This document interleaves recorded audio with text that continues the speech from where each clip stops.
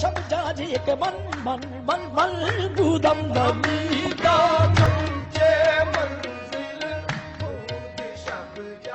بسم اللہ الرحمن الرحیم. ملفوظات مشائخ چشت کے اس مسلسل جاری یا شروع ہونے والے سلسلے کی آج دوسری نشست ہے، اور پہلی نشست میں آپ لوگوں نے ملفوظات خواجہ نظام الدین اولیاء علیہ رحمہ محبوب الہی نور اللہ مرکزہ کے ملفوظات میں سے کچھ حصہ سنا، کچھ ان کے بارے میں باتیں کی گئیں، کچھ ان کا ذکر خیر کیا گیا. ہمارے بہت محترم قبلہ حضرت معروف نظامی صاحب نے آپ کا رزق آپ تک پہنچایا. تو آج اللہ تعالیٰ کی طرف سے جس طرح باقی چیزیں رزق شمار ہوتی ہیں، ویسے ہی علم بھی ایک رزق ہے، اور اللہ تعالیٰ ہی رزاق ہیں، اور وہ ایسے رزاق ہیں کہ بہت متین قوت والے، ذو قوت المتین. میں اکثر کہا کرتا ہوں کہ تین چیزیں ایسی ہیں جن میں اسباب کا کوئی براہ راست تعلق نہیں. ایک ہدایت ہے جی، دوسری رزق ہے، اور تیسری شفا. تو عموماً کہتے ہیں نا کہ رزق جو ہوتا ہے وہ اللہ تعالیٰ نے یوں چھٹا مارا ہے، اور کسی کے پاس بہت زیادہ ہے، کسی کے پاس بہت کم ہے. تو جو آج کا ہمارا رزق ہے جی، وہ ہمیں اللہ تبارک و تعالیٰ عطا کریں گے بزرگوں کی اجازت سے. یہ ملفوظات ہیں خواجہ عثمان ہرونی رضی اللہ عنہ کے، جو شیخ ہیں حضرت خواجہ معین الدین چشتی نظامی اجمیری سجزی نور اللہ مرکزہ کے. ہمارے چشتیوں کے بادشاہ دین ہیں، ہمارے غریب نواز ہیں، ہمارا قبلہ و کعبہ ہیں. تو انہوں نے اپنے شیخ سے کچھ چیزیں جو سنی وہ لکھ لیں، اور وہ ہم تک پہنچی ہیں انیس الارواح کے نام سے. لیکن اس گفتگو کو میں 3 ٹکڑوں میں تقسیم کروں گا، جن میں سے ایک ٹکڑا میں نے، چونکہ وہ ہماری نشست کا ایک گروپ ہے، اس میں بھیج دیا تھا، جس میں خواجہ عثمان ہرونی اور خواجہ معین الدین چشتی اجمیری سجزی علیہ رحمہ کا تعارف ہے. اسے ہم چھوڑ دیں گے کہ آپ اپنے مطالعے کی بنیاد پہ اسے دیکھتے رہیں. پہلا حصہ یہ ہے کہ ملفوظات ہوتے کیا ہیں، یہ ہیں کیا، میں اس پہ تھوڑی سی بات کروں گا، اور پھر تیسرے حصے پہ آئیں گے جہاں ہم نے انیس الارواح کو کچھ پڑھنا ہے جی. ملفوظ عربی کا لفظ ہے، یہ لفظ کا اسم مفعول ہے، یعنی سینگز، گفتار. ملفوظ بنیادی طور پہ وہ خوشبودار، وہ پھولدار کیاریاں ہیں جہاں پہ عرفان، احساس، علم، حکمت اور محبت کے پھول کھلتے ہیں اور خوشبوئیں آتی ہیں. یہ ایک مرید کے اپنے پیر کے ساتھ بہت گہرے تعلق کی نشاندہی بھی کرتے ہیں، اور علامت بھی ہیں، اور اس کے ساتھ ساتھ یہ وہ باتیں ہیں جو اس کے اوپر براہ راست اثر انداز ہوئی ہیں اور جنہوں نے اس کی تربیت کی ہے.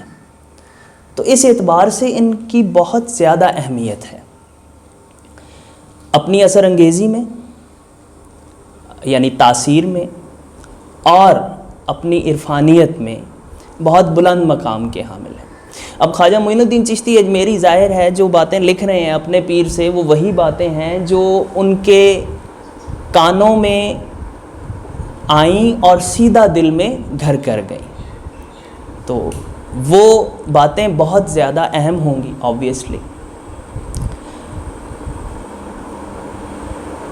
چشتی مشائخ ہمیں یہ معلوم ہے کہ برصغیر میں اس سلسلے کا اثر و نفوذ سب سے زیادہ ہے، باقی سلاسل بھی ہیں، تو اس کی وجہ یہ بھی ہے کہ چشتی مشائخ نے جو بنیادی مقصد تھا تصوف کا وہ یہ تھا کہ تحسین و علاقۃ الانسان باللہ، یعنی انسان کے اللہ تعالیٰ کے ساتھ تعلق کی خوبصورتی، اور پھر دوسرا اہم مقصد تھا کہ تحسین و علاقۃ الانسان بالانسان، انسان کے ساتھ تعلق کو خوبصورت بنانا۔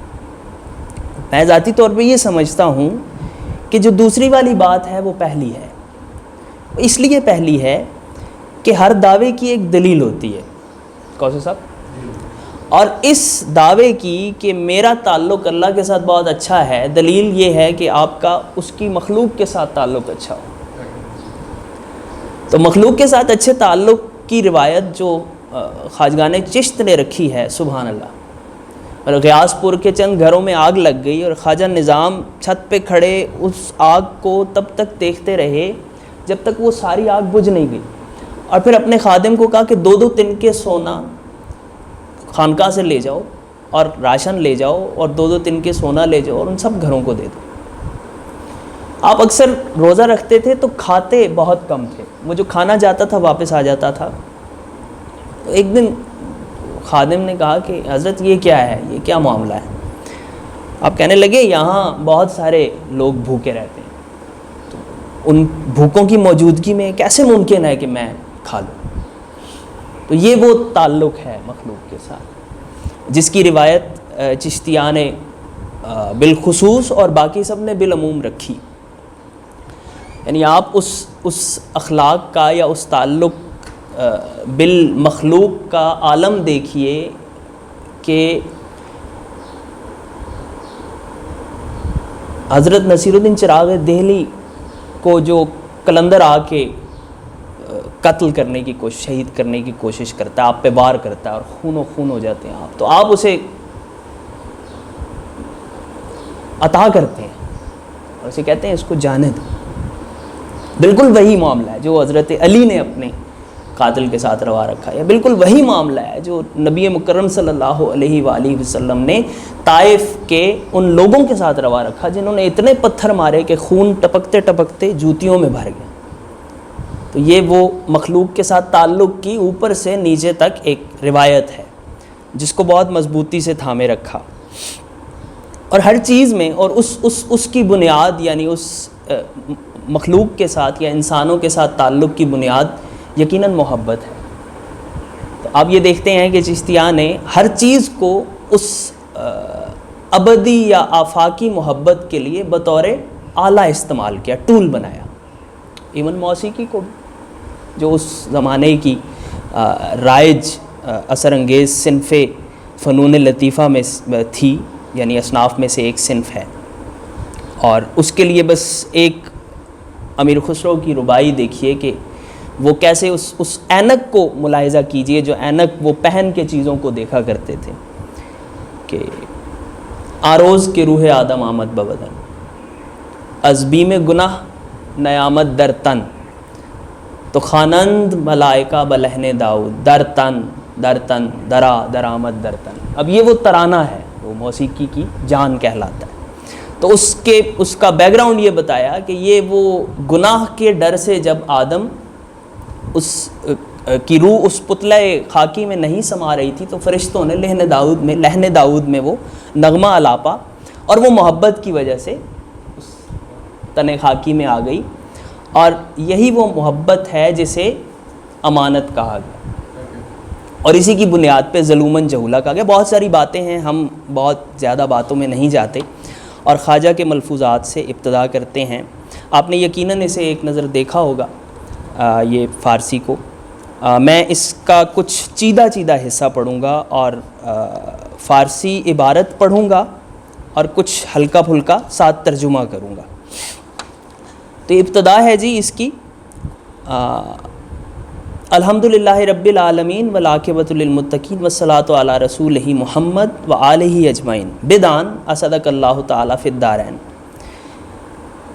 کہ اخبار و آثار انبیاء و این اسرار و انوار اولیاء از کلمات و انفاس متبرکہ سید العابدین بدر العارفین اکرم اہل ایمان وافر البر سول احسان شیخ المعظم خواجہ عثمان ہرونی غفر اللہ ولوالدہ شنیدہ شد درین رسالہ کہ انیس الارواح نام اوس نوشتہ آمد.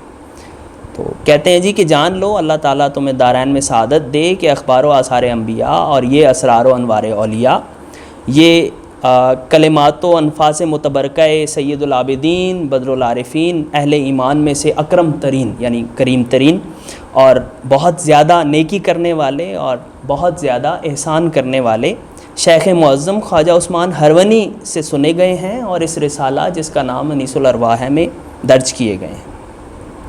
الحمدللہ رب العالمین. ایکچولی اگر آپ نے ان ملفوظات سے فیض لینا ہے تو پھر ان کی اصل متن کو پڑھنا ہوگا. اب ابھی دیکھیں گے آپ کہ کتنی سیدھی سیدھی باتیں ہیں، سادی اور سیدھا دل میں اترتی ہیں. بردل خیزت و بردل ریزت والے معاملہ ہے بالکل جی. تو کہتے ہیں کہ دعا گوئے مسلمانان فقیر حقیر ادف عباد اللہ معین حسن سنجری ہے، بعض لوگ کہتے ہیں یہ سجزی ہے، سیستان سے ہے، بعض لوگ کہتے ہیں سنجری ہے، کہ در شہر بغداد در مسجد خواجہ جنید بغدادی قدس اللہ سرہ العزیز دولت پائبو سے خواجہ عثمان ہرونی حاصل آمد. یہ مسجد خواجہ جنید بغدادی میں قدم بوسی کی سعادت حاصل ہوئی اس حقیر فقیر اللہ کے بندوں میں سب سے کمزور خواجہ معین الدین چشتی کو. مشائخ کبار بخدمت شیخ حاضر بودند ہمین کے این درویش روئے بر زمین نہاد بایستاد فرمود دو گانا نماز بگزاردم گفت مستقبل قبلہ بنشستم فرمود کے سورۃ البقر بخواندم فرمود 20 بار کلمہ سبحان اللہ بگفتم آنگاہ خود بایستاد و روئے سوئے آسمان کرد و دست من بگرفت کہ بیا تراب خدائے تعالی رسانیدم. کہتے ہیں جی کہ اس درویش نے اپنا چہرہ زمین پہ رکھا، آپ نے کہا اٹھو، فرمایا دو گانا نماز پڑھی، فرمایا قبلہ نشین ہو جاؤ، قبلہ رخ ہو کے بیٹھ جاؤ، بیٹھ گیا. فرمایا سورہ بقرہ پڑھو، میں نے پڑھی. فرمایا 20 بار سبحان اللہ کہو، میں نے کہا. وہاں آپ نے کھڑے ہوئے اور مجھے کھڑا کیا اور آسمان کی طرف منہ کیا، آپ نے اپنا چہرہ مبارک کیا اور میرا ہاتھ پکڑا اور کہا کہ آ میں تجھے خدا تک پہنچا دوں. ہمین کے ای سخن بگفت بردست مبارک خود مکراز برسر این درویش پران. جیسے یہ کہا کینچی تھی آپ کے پاس اور آپ نے بال کاٹ دیے. وہ برسرے این کمینہ نہاد. اب دیکھیں خواجہ اپنے لیے عجز اور انکسار کی کیا کیفیت ہے کہ خواجہ کہتے ہیں برسرے این کمینہ نہاد و گلی میں خاص عطا شد، اور اس کے ساتھ ہی گلی میں خاص عطا کی. آج کل جو گریجویشن جب ہو جاتی ہے تو وہ جبہ کبہ ملتا ہے نا، تو یہ جبہ کبہ ہوتا تھا جی. آنگا گفت بے نشین، وہاں فرمایا بیٹھو. چو بنشستم فرمود کہ 1000 بار سورہ اخلاص بخوان، 1000 دفعہ سورہ اخلاص پڑھو. میں نے پڑھی. فرمود کہ در خانوادہ ماں ہمین یک شبانہ روز مجاہدہ است، ایک رات اور ایک دن کا مجاہدہ ہے. امروز و شب برو زندہ دار، آج جاؤ، آج اور رات جاؤ اور اس کو زندہ رکھو یعنی عبادت کرو. ہمیں کہ این درویش بر حکم اشارت با بشارت مخدوم یک شبان روز بطاعت گزارینت چون دوم روز شد. ایک رات اس نے گزاری، جب دوسرا دن ہوا بخدمت خواجہ رفتم گفت بنشستم. اب پھر فرمایا بیٹھو، میں بیٹھ گیا. گفت نظر بالا کن، انہوں نے کہا آنکھ اوپر اٹھاؤ، میں نے اٹھائی. سوئے آسمان نظر کردم گفت چمی بینی گفتم 18,000 عالم تا عرش عظیم، 18,000 عالم عرش عظیم تک. فرمود فرو نظر کن، نیچے دیکھو. چون در زمین نظر کردم فرمود کہ تا کجا می بینی گفتم تا تحت الثری، بعض فرمود کہ نشین و سورہ اخلاص 1000 بار بے خوان، پھر کہا 1000 بار سورہ اخلاص پڑھو بے خواندم۔ اچھا یہ بہت عجیب بات ہے، آپ دیکھیں گے کہ سورہ اخلاص کی فضیلت میں اور اس کے پڑھنے وغیرہ کی برکت اور باقی چیزوں میں ہر ملفوظ میں ایک حصہ موجود ہے۔ یہ بہت زیادہ سورہ اخلاص پہ، سورہ فاتحہ جسے ہم کہتے ہیں۔ فرمود کہ بالا نظر کردم، اب دوبارہ جب پڑھی 1000 دفعہ تو گفتی زمان چمی بینی، گفتم حجاب عظیم، اب اوپر دیکھا تو حجاب عظیم، انہوں نے پوچھا کیا نظر آ رہا ہے، کہا عرض کی حجاب عظیم۔ فرمود چشم پیش کن، کہا سامنے دیکھو۔ ہمیں کہ پیش کردم، فرمود کے باز کن، جیسے ہی میں نے سامنے کی کہا کہ موڑ لو، باز کردم۔ دو انگشت خود مرا نمود، گفت چمی بینی، اپنی 2 انگلیاں مجھے دکھائیں اور کہا کہ کیا دیکھتے، گفتم 18,000 عالم میں بینو، 18,000 عالم دیکھ رہا ہوں۔ ہمیں کہ ای بھی گفتم، فرمود برو کہ کارے تو تمام شو، جب یہ کہا تو کہا کہ جاؤ تمہارا کام پورا ہوا۔ بعد ازاں خشتے پیش بود، اب دیکھیں وہ یہ اس قصے کو بیان کر رہے ہیں اور آپ اس کو اس پیراڈائم میں دیکھیں کہ وہاں کیا ہو رہا ہوگا، وہ اینک لگا کے دیکھیں۔ اس کے بعد ایک اینٹ تھی، انہوں نے کہا کہ اس کو اٹھاؤ، پلٹو اس اینٹ کو، اینٹ پلٹی، مشتے دینارے زربود، سونے کے دینار تھے 1 مٹھی بھر، کہا کہ جاؤ ببر درویشاں را صدقہ کن، درویشوں کو صدقہ کرو، درویشاں را صدقہ کردم باز آمدم، گفت چند روز در صحبت ما باش، کچھ دن ہماری صحبت میں رہو۔ گفتم از فرمان ناچار است، عرض کی حضرت میں تو بندہ ہوں آپ کے فرمان کا، آپ کے فرمان کے آگے میری مجال۔ آنگاہ خواجہ عثمان مسافر شدند، یہاں سے اب خواجہ عثمان مسافر ہوئے جانب خانہ کعبہ اول مسافرے دعاگوئے ہمیں بود، یعنی مسافر کا جو پہلا سفر تھا خانہ کعبہ کی طرف وہ یہ تھا۔ الغرض برسیدم در شہرے کے جماعت متحیران را دریافتم کہ از خود خبر نہ داشتم، ایک ایسی شہر میں پہنچے جہاں ایسے لوگوں کی ایک جماعت تھی جنہیں خود کی خبر نہ تھی، کچھ روز ان کی صحبت میں رہے، آخر شنیدہ شد کہ از امروز تا حیات ایشان است در عالم تحیرن کہ در عالم صاحب نیامت، یہ جب سے ہوئے تب سے اب تک، یعنی جب سے پیدا ہوئے ہوں گے تب سے اب تک یا ایک لمبے عرصے سے یہ عالم تحیر میں ہیں اور عالم صاحب میں نہیں آئے۔ اس کے بعد زیارت خانہ کعبہ کے لیے گئے، آنجا مراد دست گرفت بخدائے سپرد و در زیر ناودان خانہ کعبہ مناجات کرد، وہاں جب خانہ کعبہ پہنچے تو میرا ہاتھ پکڑا اور وہاں لے گئے، خانہ کعبہ کے میزاب جسے پرنالہ کہتے ہیں، میزاب کے نیچے لے گئے اور مجھے خدا کے سپرد کیا۔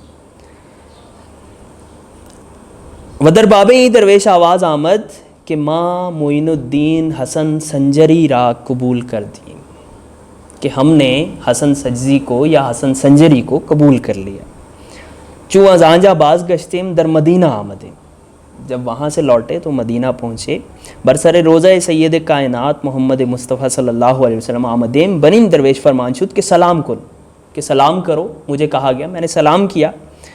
آواز برآمد از روزہ پیغمبر علیہ السلام، علیک السلام یا قطب المشائخ برو بکمالیت رسیدی، جاؤ اے قطب المشائخ تم کمال کو پہنچے۔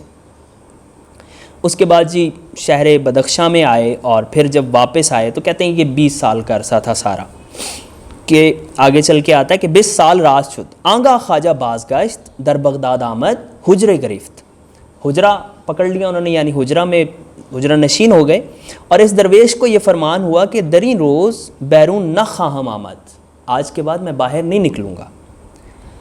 اما شمارہ می باید کہ ہر روز بوقت چاشت برمن بے آیت تا ترغیب فقر شمارہ بگویم تا بعد از من یادگاری ماند، ہاں تمہیں یہ چاہیے کہ تم ہر روز آیا کرو تاکہ میں تمہیں کچھ جو ہے وہ تمہاری فقر کے لیے بتا دوں اور میرے بعد یہ میری یادگار ہو جائے۔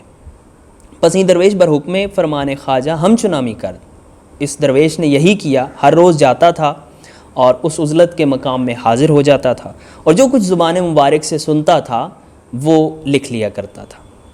تو اب اس کے بعد جی ان مجالس کی تفصیل ہے کہ مجلس اول اس میں ہے اور دوم اس میں ہے اور سوم اس میں ہے، اور یہ کل 28 مجالس ہیں جی، 88 صفحات ہیں، 28 مجالس ہیں، بہت مختصر ہے۔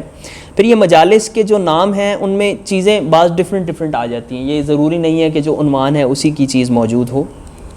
پہلی مجلس ہے ایمان کے معاملے کے بارے میں، احکام ایمان میں۔ تو یہاں سے ہم صرف ایک چیز پڑھتے ہیں کہ انہوں نے کہا کہ امیر المومنین عثمان رضی اللہ تعالیٰ عنہ از پیغمبر علیہ السلام پرسید کہ ایمان برہنہ است یا پوشیدہ، ایمان برہنہ ہے یا پوشیدہ؟ پیغمبر علیہ السلام گفت کہ برہنہ است، و لباس او تقوی است، و مالش فک است، و دارویش علم است، و ایمان گفتار است بقول شہادت اشہد ان لا الہ الا اللہ و اشہد ان محمدن عبدہ و رسول۔ اور آنگا فرمود کہ اے درویش ایمان زیادہ و کم نمی شود، ایمان گھٹتا بڑھتا نہیں ہے، و ہر کے این سخن بگوید برخیشتن ستم کردہ باشد، اور جو بھی یہ بات کہتا ہے وہ خود پہ ظلم کرتا ہے۔ آنگا گفت کہ چوں بر رسول اللہ فرمان آمد کہ برو بکافران کارزار بکنتا بگویند لا الہ الا اللہ، ہمیں کے رسول علیہ السلام کافران کرد یعنی کارزار کرد، ہمیں گواہی داد نہ کہ خدائی یک است، پس نماز فرمودن پذیرفتن۔ یعنی جب رسول اللہ کو یہ حکم ہوا کہ جاؤ کافروں کو تبلیغ کرو، آپ ان کے ساتھ خوبصورت انداز میں بات چیت کر کے انہیں دعوت اسلام دو، تو رسول اللہ نے ایسے ہی کیا۔ جب انہوں نے ایک خدا کی گواہی دے دی تو پھر کہا کہ نماز پڑھو، انہوں نے نماز پڑھی، قبول کیا۔ زکوٰۃ دو، انہوں نے زکوٰۃ دی۔ روزہ رکھو، انہوں نے روزہ رکھا۔ کہ اب پھر پس فرمود، اس سب کے بعد فرمایا کہ ای ہمیں یکی از ایمان است، یہ بھی ایمان میں سے ہیں، ایمان کی علامات ہیں، لیکن نماز اور روزے میں زیادتی اور کمی ہو سکتی ہے، لیکن ایمان میں زیادتی اور کمی نہیں ہو سکتی۔ ایمان سے متعلق ہی جی ایک اور روایت ہے، امیر المومنین علی رضی اللہ تعالیٰ نے روایت کر دیں، یہ جہاں بھی آتا ہے نا تو آپ دیکھیں گے کہ آنگا گفت یا ہمیں گفت یا آنگا فرمود، یہ اس طرح کے آپ کو ملیں گے، اس کے بعد پھر آگے قول شروع ہوتا ہے۔ امیر المومنین روایت کر دے کہ از پیغمبر علیہ السلام پرسیدم از ایمان، فرمود ایمان نوری است کہ اندر دل مومن پدید آید، ہرچہ بندہ نکوئی بیش کند سپیدی دلش زیادہ شود۔ ایمان نور ہے جو بندہ مومن کے دل میں ہوتا ہے، جب بھی کوئی بندہ نیکی میں اضافہ کرتا ہے اور اس پر استقامت اختیار کرتا ہے تو اس کے دل کی سفیدی زیادہ ہو جاتی ہے۔ وبس چوں ہمہ دلش سفید شد حلاوت ایمان در دلش درآمد، اور جب وہ اس کا سارا دل سفید ہو جاتا ہے تو اسے حلاوت ایمان حاصل ہو جاتی ہے، ایمان کی مٹھاس اسے مل جاتی ہے۔ و آنگا گفت، ایک اور بات ہے جی کہ اے درویش اگر دل مومن بشگافے جس سپیدی در دل او چیزیں دیگر نہ آبی، و اگر دل منافق بشگافی ہما سیاہی پہ آبی، اگر مومن کا دل چیرو گے تو سفیدی سفیدی ملے گی، نوری نور ملے گا، اور اگر تم منافق کا دل چیرو گے تو سیاہی ہی سیاہی۔ تو یہ سفیدی اور سیاہی دری معنی کہ یہ پازیٹیوٹی اور نیگیٹیوٹی ہے۔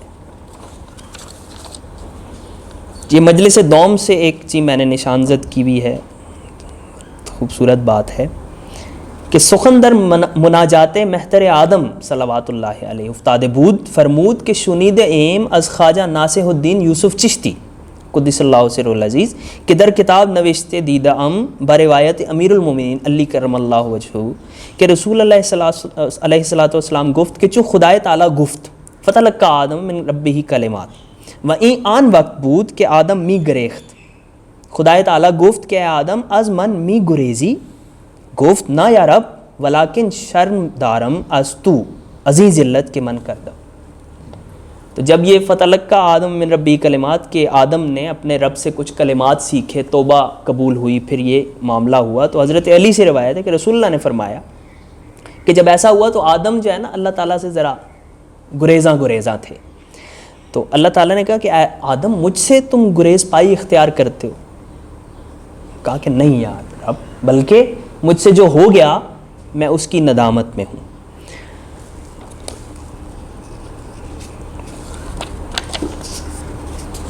یہ جو مجلس سوم اور چہارم ہے جی، یہ بہت دلچسپ ہے، لیکن میں اسے نہیں پڑھ رہا۔ یہ سخن در خرابی شہر ہا افتاد بود، تیسری مجلس ہے کہ شہر کیوں برباد ہوتے ہیں، اور چوتھی ہے کہ آزار کردن افتاد بود، اور اس میں ایک اور ہے جس میں چاند گرہن اور سورج گرہن کے متعلق ہے جی، وہ بھی بہت دلچسپ ہے، وہ بھی ہم نہیں پڑھیں گے جی۔ کہتے ہیں کہ آنگاہ سخن در برد آزاد کردن افتاد بود، غلام آزاد کرنے کے متعلق بات چیت شروع ہوئی تو ایک درویش خواجہ کی خدمت میں آیا، روئے بر زمین نہاد بردہ بود، اس کے پاس ایک خادم تھا، بخدمت خواجہ اورا آزاد کر، وہ خواجہ دعائے خیر ارزانی داشت۔ آنگا خواجہ فرمود کہ رسول اللہ علیہ السلام گفت کہ ہر کے بردہ آزاد کنت خدائے تعالیٰ بفرمایت تاب نویسن بہر رگے کے در تنے او باشد ثواب پیغام بری، کہ ہر وہ شخص جو کسی غلام کو آزاد کرتا ہے تو اللہ تعالیٰ فرمان دیتے ہیں کہ لکھو کہ اس کے تن میں موجود ہر رگ کے بدلے اسے ثواب پیغام بری، پیغمبروں کا ثواب عطا کیا جائے۔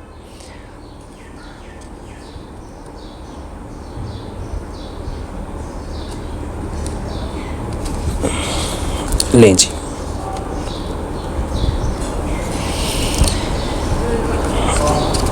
یہ مجلس چہارم کے آخر میں ہے جی۔ آنگاہ فرمود کہ اہل سلوک دنیا را ابتر از دوزخ داشتے اند، زیرا کہ دوستی دنیا اصل ہما ضلالت است، پس ہر مردم کے در تاریکی دلالت افتاد و بیرون آمد، مرد اوست کہ خود را دری مردار دست و دہان نہ آلائد، تو آلائش نہ کرنے دے۔ کہا کہ اہل سلوک جو ہیں وہ دنیا کو دوزخ سے ابتر اور بدتر سمجھتے ہیں، کیونکہ دنیا کی دوستی اصل میں سبھی کی سبھی ضلالت ہے۔ تو پس وہ شخص، ہر وہ آدمی جو دنیا کی اس تاریکی یا اس ضلالت میں گرفتار ہو اور پھر وہ نکل آئے اس سے، تو پھر اسے چاہیے کہ وہ کبھی بھی اس مردار کو، اس دنیا کو کے ہاتھ اور منہ کو، یعنی اس کو اپنے ہاتھ اور منہ کو آلائش نہ لگنے دے اس دنیا کی، یعنی اسے گندا نہ کرنے دے دنیا کو۔ آنگا فرمود کہ اہل عشق بندگان را بہزار آرزو خریدے اند و در راہ خدا آزاد کر دے اند۔ اب یہ اس برد آزاد کرنے کے ہی ضمن میں ہے کہ اہل عشق جو ہے وہ بندوں کو ہزار آرزو سے خریدتے ہیں اور خدا کی راہ میں آزاد کر دیتے ہیں، تا فردائے قیامت از آتش دوزخ خلاص یابن، تاکہ فردائے قیامت میں دوزخ کی آگ سے خلاصی پائیں۔ یہ کتنی خوبصورت بات ہے کہ جیسے غلام آزاد کیے جاتے ہیں ویسے ہی بندوں کو دنیا کی غلامی سے آزاد کرنے والوں کو بھی اتنا ہی ثواب ملے گا۔ ظاہر ہے اب غلام تو رہے نہیں، تو یہ معاملہ ہے۔ یہ مجلس پنجم ہے جی، احکام صدقہ۔ اس میں ہے کہ جی بہت خوبصورت بات ہے، خواجہ حسن بصری سے وقت خواجہ حسن بصری رضی اللہ تعالیٰ عنہ را پرسیدند کہ قرآن خواندن فاضل ترس یا صدقہ دادن؟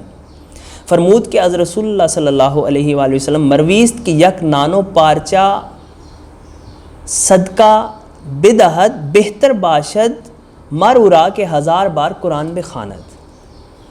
اگر پارچہ خرما ہے جی، حضرت حسن بصری سے ایک مرتبہ کسی نے پوچھا کہ قرآن پڑھنا زیادہ بہتر ہے یا صدقہ دینا، تو فرمایا کہ رسول اللہ سے مروی ہے کہ ایک نان اور ایک ٹکڑا خرما یعنی کھجور، یہ صدقہ دینا اس سے بہتر ہے کہ 1000 بار قرآن مجید پڑھا جائے یعنی ختم کیا جائے۔ فرمایا کہ صدقہ نور دل است و صدقہ فاضل ترز 1000 رکعت نماز کے بے گزارت، 1000 رکعت نماز پڑھنے سے صدقہ کرنا زیادہ افضل ہے۔ اور یہاں پہ ایک بہت طویل روایت ہے، بہت خوبصورت ہے، جس میں سارے کے سارے خلفائے راشدین ہیں اور ہر ایک رسول اللہ کے سامنے صدقہ کی بات کرتے ہیں، اور مولا علی کہتے ہیں کہ میرے پاس تو کچھ نہیں ہے، تو ہاں میں اپنی جان صدقہ کرتا ہوں، میں اپنی جان فدا کرتا ہوں۔ تو جبریل آتے ہیں، ہر ایک کی دفعہ آتے ہیں، تو جبریل اس دفعہ بھی آتے ہیں اور کہتے ہیں کہ 18,000 جو عالم ہیں ان میں سے 10,000 لوگ ہم نے اس کی وجہ سے بخش دیے اور قیامت والے دن بھی بخشیں گے۔ تو یہ ضروری نہیں ہے، ہمارے شیخ الحدیث صاحب فرمایا کرتے تھے کہ جس کے پاس پیسے نہیں ہیں وہ صدقہ کیسے کر سکتا ہے ظاہر، تو فرمایا کرتے تھے کہ وہ جو نیت کرتا ہے نا کہ میرے پاس اگر اتنے ہوتے تو میں اتنا صدقہ کرتا، تو اس کے برابر اسے ثواب ملتا۔ یہ جی آنگا خواجہ فرمود کہ خدائے تعالیٰ فرمودہ است کہ سخیان دوست دار من ہستند و سخیان را عذاب گور نہ باشد و شدت قیامت نہ شود۔ سخی لوگ جو ہوں گے وہ ہمارے دوست ہیں، یعنی ہم انہیں دوست رکھتے ہیں، اور ان کو عذاب قبر نہیں ہوگا اور ان پہ شدت قیامت اثر انداز نہیں ہوگی۔ آنگا خواجہ گفت کہ زمین فخر می کند بسخیان، زمین سخیوں پہ فخر کرتی ہے، وہ ہر روز و شب کے بر سخی بگزرت نیکی در نامہ اعمال او بنویسد، ہر روز و شب جو سخی کی گزرتی ہے اس میں اس کے نامہ اعمال میں نیکیاں لکھی جاتی ہیں۔ کہتے ہیں کہ خواجہ ابو تراب زاہد را 20 سال آرزوئے نانے تنک و بیضہ مرغ بود، یہ نانے سفید، جو نانے تنک یعنی اچھی روٹی ہوتی تھی اس وقت کی، اور بیضہ مرغ کی انہیں آرزو تھی۔ یہ خواجہ ابو تراب تھے، ان کو 20 سال سے یہ آرزو تھی کہ نفس خود را نہ دانت، یعنی را نہ داد، کہ انہوں نے یہ روٹی اور یہ انڈا اپنے نفس کو نہیں دیا تھا۔ چنانچہ روزے در خاطر مبارک بگذشت کہ اگر امروز برسد افطار بدان کنم، ایک دن ان کے دل میں آئے کہ آج اگر مل جائے تو میں افطار اس سے کروں۔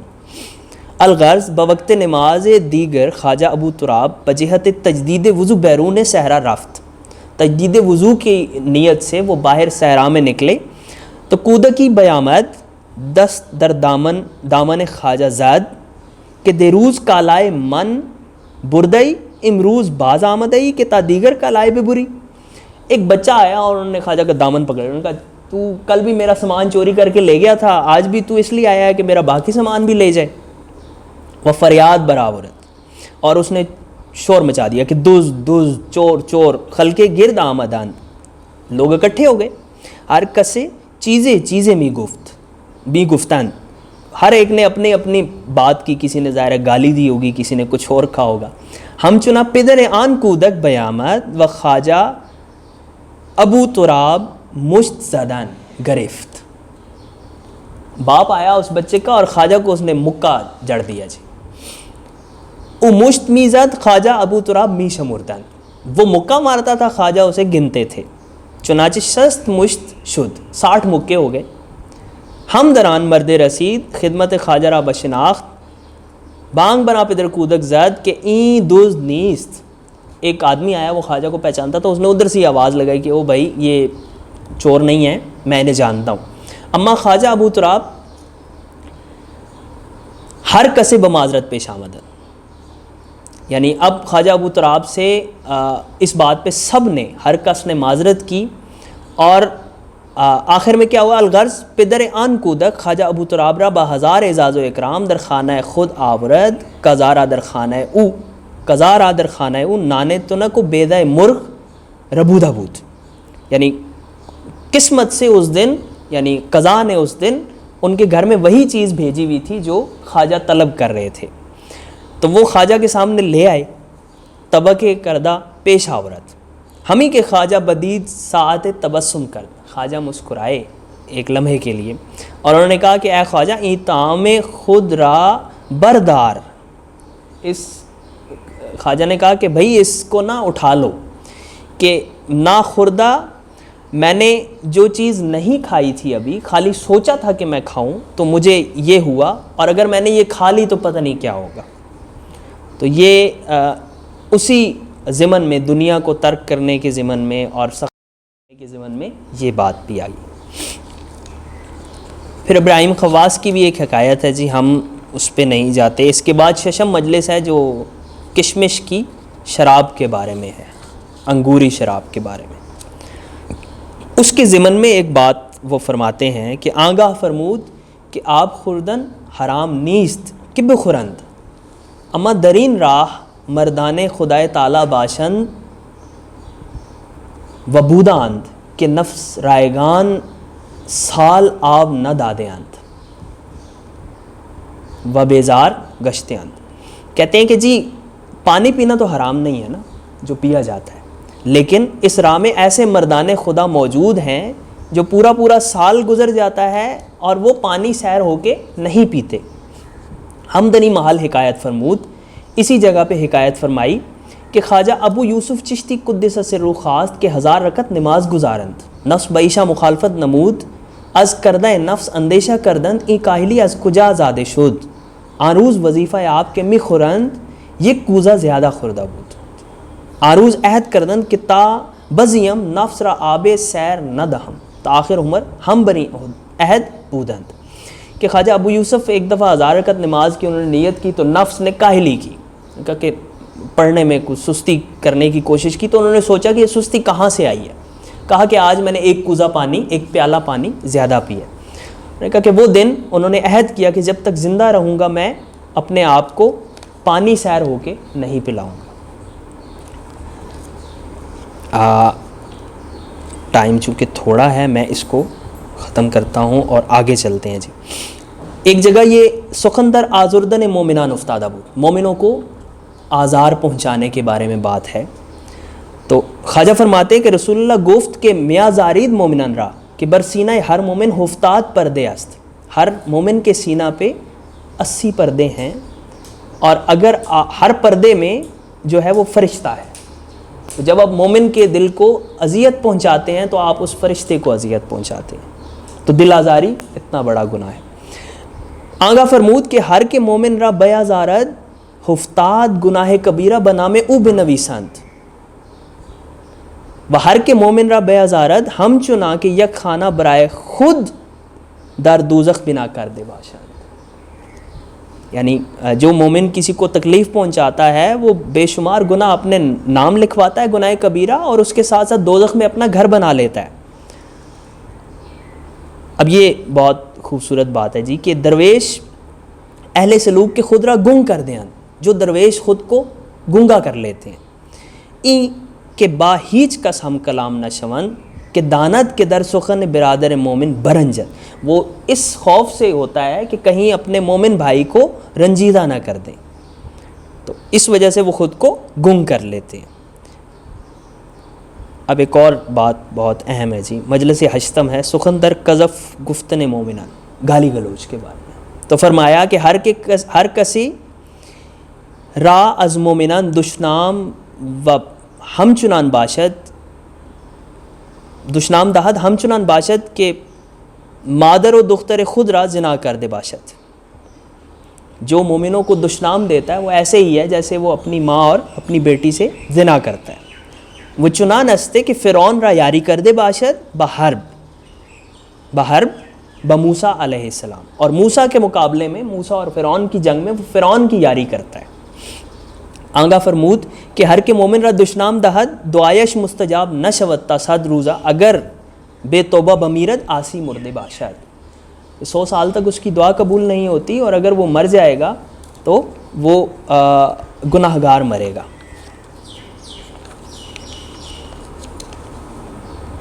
ایک جگہ فرماتے ہیں کہ جی یہ جو بیٹیاں ہیں یہ ہدیہ خدائے عز و جل ہیں، اور رسول اللہ کو بیٹیوں سے بہت محبت تھی بیٹوں کی نسبت. یہ ایک ڈفرینٹ بات ہے. اور فرماتے ہیں کہ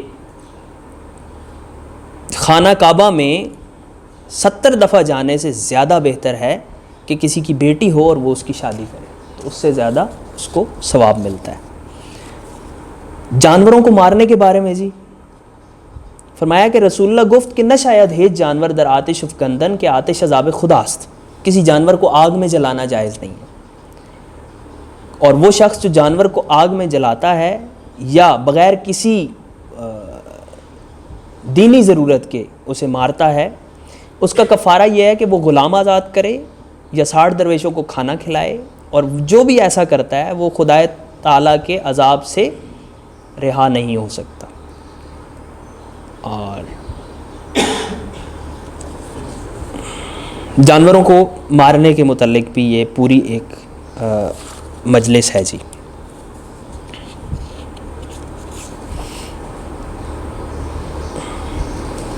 ایک بہت خوبصورت بات ہے جی سلام کرنے کے متعلق. تو سلام کرنا، وہ کہتے ہیں امیر المومنین روایت کرتے ہیں کہ میں رسول اللہ صلی اللہ علیہ وسلم کے پاس آتا جاتا تھا، اور یہ بہت عجیب بات ہے کہ کبھی بھی ایسا نہیں ہوا باوجود کوشش کے کہ سلام میں نے پہل کیا. ہمیشہ رسول اللہ ہی کرتے تھے.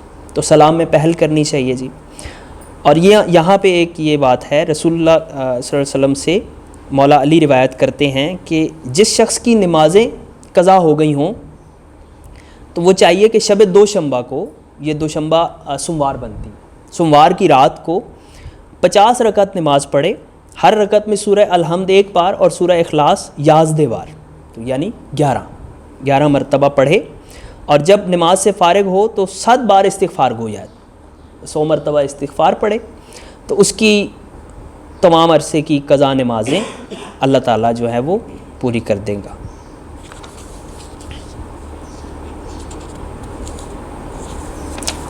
بس جی باقی آپ خود پڑھتے رہیے گا.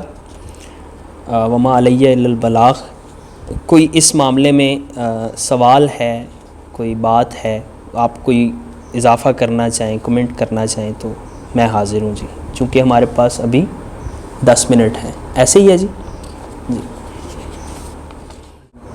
جی بالکل، میں نے جس طرح پہلے عرض کی کہ چشتی سلسلہ برصغیر پاک و ہند کا سب سے بڑا سلسلہ ہے، اثر کے اعتبار سے بھی اور اپنی تعداد کے اعتبار سے بھی اب بھی. اور بزرگ کہا کرتے ہیں کہ یہاں کی مٹی چشتی ہے. کسی اور جگہ آپ کو سلسلہ چشتیہ دکھائی نہیں دے گا، تو یہاں کی مٹی چشتی ہے. آپ کہیں سے بھی ہیں، کسی بھی جگہ کے ہیں، تو چشتی آپ ضرور ہوں گے اگر آپ اسپرچویلٹی کی طرف جاتے ہیں. تو چشتیوں کے جو کریکٹرسٹکس ہیں وہ جیسے میں نے کہا کہ تحسین و علاقۃ الانسان باللہ، اور مخلوق کا مخلوق سے تعلق ہی بنیاد ہے جی، بس اور کچھ بھی نہیں ہے. اور اس کی جو بنیاد ہے وہ محبت ہے.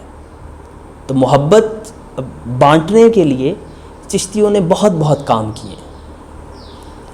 موسیقی بھی اس میں سے ایک حصہ ہے جس کو ہم سما کہتے ہیں. تو سما بھی بنیادی طور پہ اسی لیے وہ سارا کچھ کیا گیا کہ لوگوں کے دلوں میں رقت اور محبت پیدا ہو. احترام، باہمی احترام، ایک دوسرے کے مقابلے میں عجز و انکسار، رقت قلبی، یہ خاصیتیں ہیں چشتی سلسلہ کی. تو چونکہ اس علاقے کی بھی خاصیت ہے، جذباتی لوگ ہیں. تو جذباتی لوگ اگر تھوڑی سی انہیں درست سمت مل جائے تو بہت بہتر ہو جاتے ہیں جی.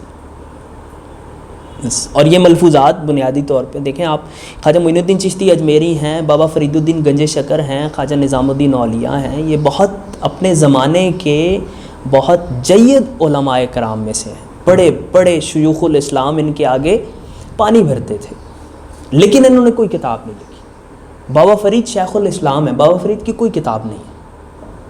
بابا فرید نے اگر کچھ کہا ہے تو وہ ان کی سینگز ہیں جو خواجہ نظام الدین اولیاء سے آپ کو ملیں گی، یا ان کے جو داماد ہیں اسرار الاولیاء، یا خواجہ نظام اتنے بڑے عالم دین ہیں، انہوں نے جو کچھ کہا ہے وہ فواد شریف میں. انہوں نے کوئی تصنیف نہیں کی، کوئی کتاب نہیں لکھی. ایون خواجگان کا تعلق ایسا تھا کہ ایک دفعہ خواجہ بختیار کاکی کے متعلق ہے کہ وہ حج کے لیے روانہ ہوئے تو واپس آ گئے. تو مجھے نہیں پتا کہ میں کیوں حج کروں. بابا فرید کہ خواجہ بختیار کاکی نے حج نہیں کیا تو میں بھی نہیں کرتا. یہ ہے جی سلسلہ چشتیہ.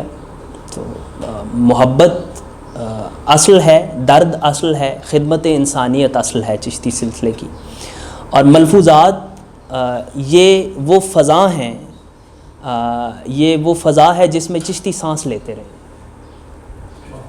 اب چونکہ ملفوظات بالکل ایک مختلف پیراڈائم ہوتی ہے ان کی، تو اس وقت تک آپ کو ان سے حظ نہیں مل سکتا جب تک آپ اس قلبی تعلق استوار نہ کر لیں اس سے، تو پھر آپ کو اس کا مزہ آئے گا جی.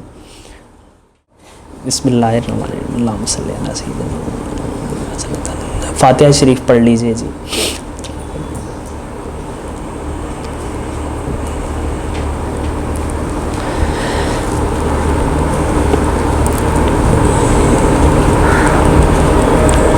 اللہم صلی علی سیدنا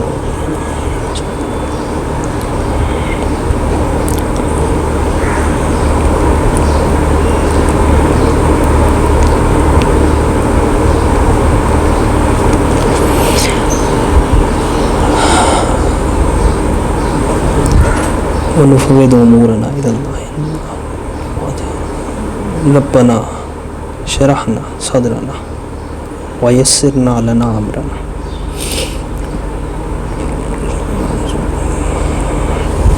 آمین برحمتک. جزاک اللہ. آپ سب کا شکریہ جی کہ آپ نے ہست و نیست کا بہت شکریہ. آپ سب کا بہت شکریہ.